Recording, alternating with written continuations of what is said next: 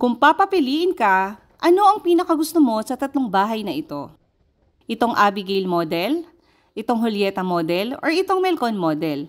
Tara, at ipapakita ko yung loob ng mga houses para mas ma-appreciate ninyo. Kahit alinman ang mapili ninyo sa tatlo, ay 50,000 lang ang reservation fee para masimulan mo na magkaroon ng sariling bahay. Located nga pala ito sa isang exclusive subdivision sa Sindalan, San Fernando, Pampanga.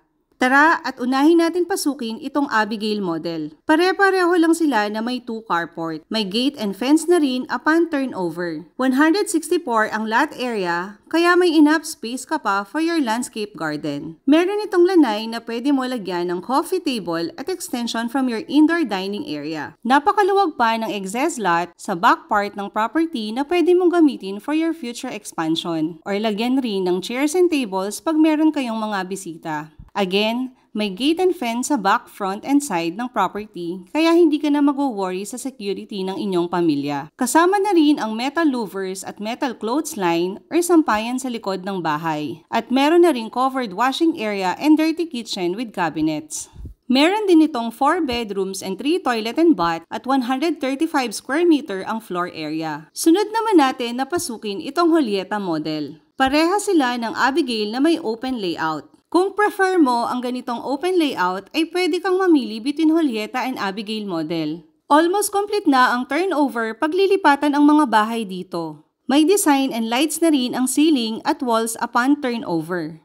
Kaya naman, napaka-fast selling talaga ng mga houses dito. Sakto ang space nito para sa mga lumalaking pamilya. Kasya ang 6-seater dining table at may lanay pa. Ganitong-ganito na rin ang turnover ng kitchen. May space na for your oven, microwave, and stovetop. Kasama na rin ang mga pin lights, mga kitchen accessories at stainless pull-out trays upon turnover. May space na rin for your 2-door refrigerator and may mga cabinets beside it. Sa ground floor ng house na rin located ang isang toilet and bath at isang bedroom na pwede ninyong gawing maid's room or guest room.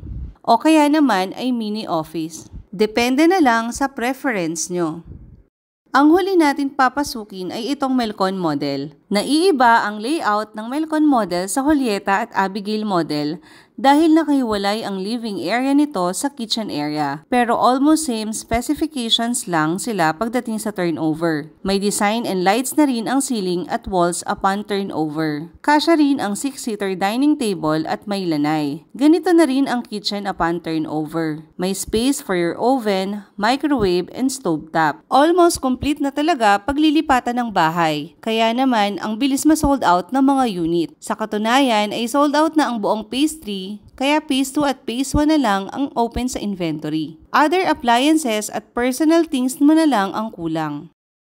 Pati ang hagdan ay meron na rin mga wooden steps, handle, railings at cove lights. Kaya masasabi mo na sulit talaga ang price dito. Kasi as in halos wala ka nang ipapagawa pa. Ito naman ang master bedroom na pwede mo rin lagyan ng queen size bed at lagyan ng office table or vanity mirror at wall-mounted TV. Again, nakadesign na rin ang ceiling at walls. Meron rin sariling toilet and bath na mala hotel ang peg.